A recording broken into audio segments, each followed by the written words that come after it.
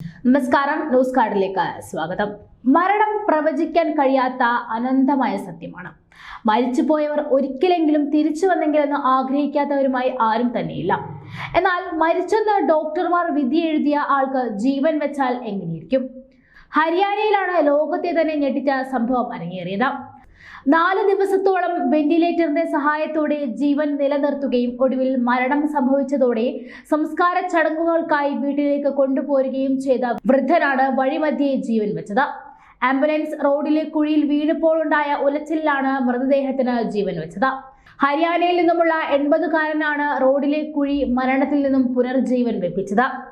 ഹൃദയ സംബന്ധമായ അസുഖത്തെ തുടർന്ന് ആശുപത്രിയിൽ വെന്റിലേറ്ററിലായിരുന്നു ദർശൻ സിംഗ് ബ്രാർ. 4 ദിവസത്തോളം വെന്റിലേറ്ററിൽ കിടന്നു. മരിച്ചുവെന്ന് ഡോക്ടർമാർ വിധി എഴുതിയതിനെ തുടർന്ന് മൃതദേഹം ബന്ധുക്കൾ ആംബുലൻസിൽ പട്യാലയിൽ നിന്നും കർണാലിയിലേക്ക് കൊണ്ടുപോകുകയായിരുന്നു. അദ്ദേഹം മരിച്ചുവെന്ന വിവരം 100 കിലോമീറ്റർ അകലെയുള്ള നാട്ടിലേക്കും വിളിച്ചറിയിച്ചു. തുടർന്ന് ബ്രാറിന്റെ വീട്ടിൽ സംസ്കാര ചടങ്ങുകൾക്കായി ചിത ഉൾപ്പെടെയുള്ള എല്ലാം സജ്ജമാക്കി. മൃതദേഹം വീട്ടിലേക്ക് കൊണ്ടുപോകുന്നതിനിടെ ദന്ത് ജില്ലയിൽ വെച്ച ആംബുലൻസ് റോഡിലെ ഒരു വലിയ ഗട്ടറിൽ വീണതോടെ ബാർ ചെറുതായി കൈ അനക്കിയതായി ആംബുലൻസിൽ ഒപ്പമുണ്ടായിരുന്ന ചെറുമകൻ കണ്ടു.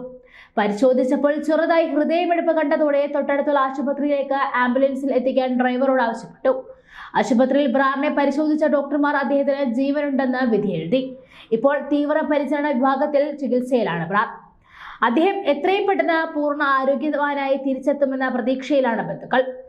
രാജ്യത്ത് പലയിടത്തും റോഡിലെ കുഴികൾ യാത്രികർക്ക് വലിയ തലവേദന ഉണ്ടാക്കുമ്പോൾ ഹരിയാനയിൽ നിന്നുമുള്ള ഈ 80-കാരന് റോഡിലെ കുഴി മരണത്തിൽ നിന്നുമുള്ള പുനർജനിയായത്. ആദ്യമായിട്ട് റോഡിലെ കുഴി കാരണം ഒരാൾക്ക് ഉപകാരമുണ്ടായെങ്കിലും ഏറ്റവും കൂടുതൽ കുഴികൾ ഉപദ്രവമാണ് ഉണ്ടാക്കുന്നത്. റോഡിലെ കുഴിയിൽ വീണുണ്ടാകുന്ന അപകടങ്ങളിൽ രാജ്യത്തെ ഏറ്റവും കൂടുതൽ പേർ മരിക്കുന്നത് ഉത്തർപ്രദേശിലാണെന്ന കണക്കുകൾ. കേന്ദ്ര സർക്കാരിന്റെ കണക്കുകൾ പ്രകാരം രാജ്യത്ത് ഓരോ മണിക്കൂറിലും റോഡ് അപകടത്തിൽ മരിക്കുന്നത് 19 പേരാണ്. മുൻ വർഷത്തെ അപേക്ഷിച്ച് റോഡ് അപകടങ്ങളുടെ എണ്ണത്തിൽ 11.9%, മരിക്കുന്നവരുടെ എണ്ണത്തിൽ 9.4%, പരിക്ക് പറ്റുന്നവരുടെ എണ്ണത്തിൽ 15.3% വർധനവ് രേഖപ്പെടുത്തിയിട്ടുണ്ട്.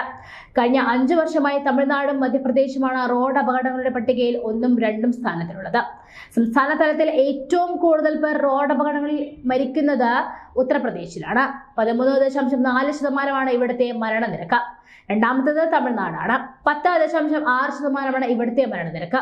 32.9% അപകടങ്ങളും എക്സ്പ്രസ് വേ ഉൾപ്പെടെയുള്ള ദേശീയപാതകളിൽ നടന്നു. 23.1% സംസ്ഥാന ഹൈവേകളിലും ബാക്കിയുള്ളവ 43.9% മറ്റ് റോഡുകളിലുമാണ് നടന്നത്. മരിച്ചവരിൽ 66.5% പേരും 18 മുതൽ 45 വയസ്സിനിടയിൽ ഉള്ളവരാണ്. ഗ്രാമീണ മേഖലയിലാണ് ഏറ്റവും കൂടുതൽ മരണങ്ങൾ റിപ്പോർട്ട് ചെയ്തിട്ടുള്ളതെന്നാണ് മറ്റൊരു പ്രത്യേകത. കേരളവും ഒട്ടും പിന്നിലല്ല. പിന്നെ ആകെയുള്ള ഒരു ആശ്വാസം, കുഴിയിൽ വീണ അപകടങ്ങൾ ഉണ്ടാകുന്നുണ്ടെങ്കിലും താരതമ്യേന മരണനിരക്ക് വളരെ കുറവാണ്. എന്തായാലും ഈ ലോകത്തിൽ തന്നെ കുഴി കാരണം ഒരാൾ പുനർജനിച്ചിട്ടുണ്ടെങ്കിൽ അത് ദർശൻ സിംഗ് ബ്രാർ മാത്രമാണ്. ഇനിയിപ്പോ ഈ വാർത്ത കേട്ടിട്ട് കേന്ദ്ര സംസ്ഥാന സർക്കാരുകൾ കുഴികൾ ഇനി ഒരിക്കലും അടയ്ക്കില്ലേ എന്ന പേടി മാത്രമേ ബാക്കിയുള്ളൂ.